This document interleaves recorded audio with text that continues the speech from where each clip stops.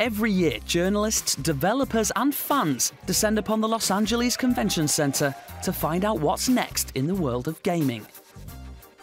And every year, two of the biggest companies in gaming take to the stage in front of thousands.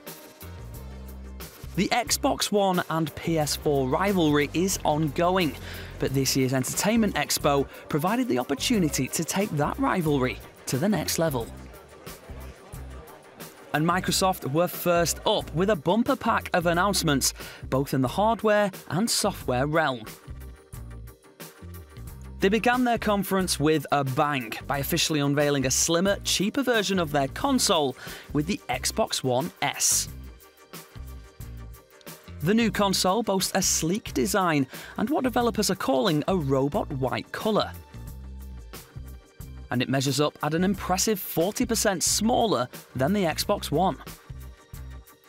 But it wasn't only the console they were focused on, but the controllers too. The Xbox Design Lab extended their invitation to players to create their own official, one-of-a-kind Xbox wireless controller. And they can do so with an impressive 8 million colour variations to choose from. Each controller is handmade to order and shipped directly to fans for just under $80.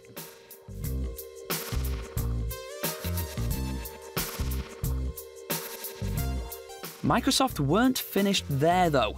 Team Xbox revealed not just one, but two consoles, with the second unveiled under the codename Project Scorpio.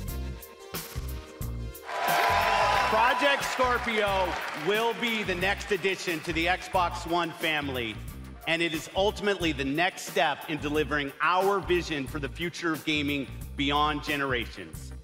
When it ships next year, we believe it will be the most powerful console ever built. With 6 teraflops of power, this is hardware built specifically to lead the console industry into true 4K gaming and high-fidelity VR. And the team are looking to lead the charge into VR with one of their most successful games. We're moving Fallout 4 to VR, and to have a console that can support that at the resolution and speed that we really want, I think it's going to be magical. While the vision of VR was in the forefront of Microsoft's mind, they were equally eager to reveal some brand new games that are an actual reality. For starters, E3 attendees were treated to a lengthy co-op gameplay preview of Gears of War 4. Followed shortly by robot shooter ReCore. Although what evokes the most excitement from fans with this game is the man behind it, Mega Man creator Keiji Inafune.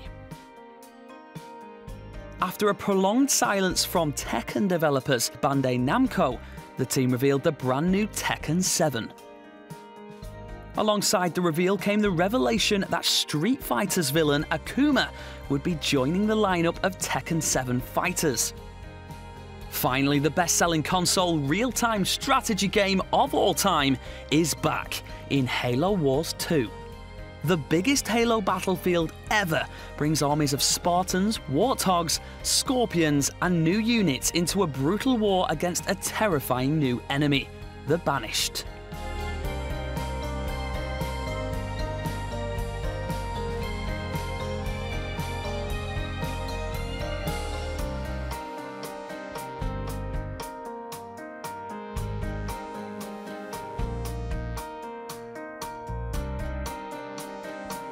And while Sony's press conference didn't feature a new console like its competition, they certainly weren't short of game announcements. Sony took to the stage later in the day with a flurry of trailers and impressive gameplay demonstrations. One of which was Resident Evil 7 Biohazard. And Sony promises this installment will be unlike any of the previous games in the series. Although the game will be in keeping with the horror genre, this time round it'll be bringing it all to the world of virtual reality.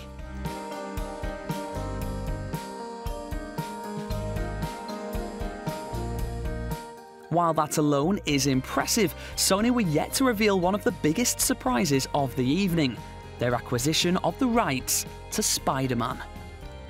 And with their acquisition comes a brand new game.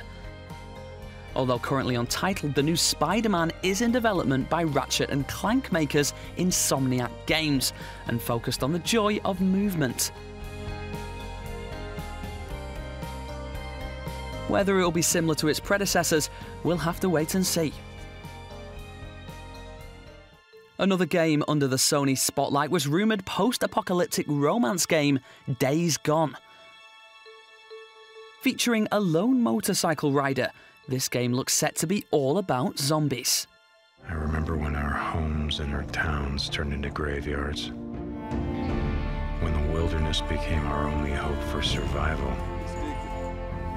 I remember when the planes fell out of the skies.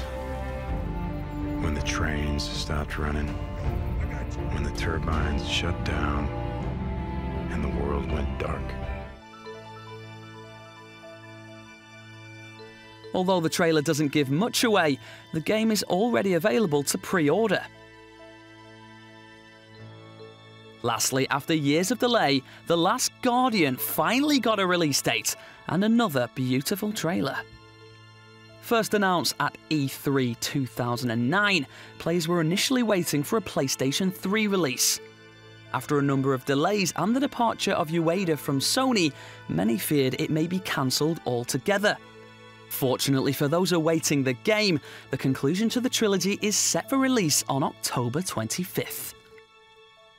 With both Microsoft and Sony exciting and dividing fans as always with their announcements, they can at least agree on one thing: the world of gaming just got a whole lot more interesting.